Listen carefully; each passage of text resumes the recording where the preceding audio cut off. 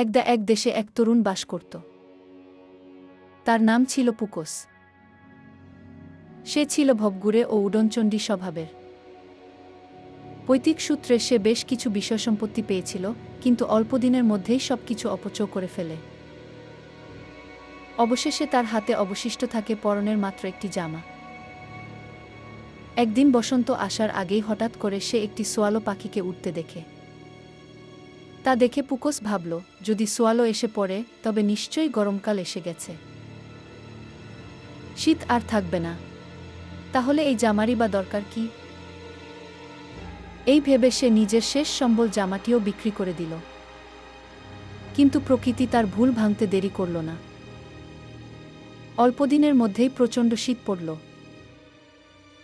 চারদিকে বরফে ঢেকে গেল পথঘাট।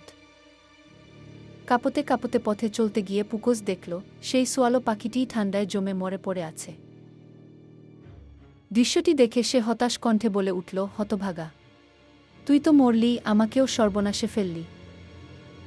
গল্পটির উপদেশ হল, সময় বুঝে কাজ করা অত্যন্ত জরুরি।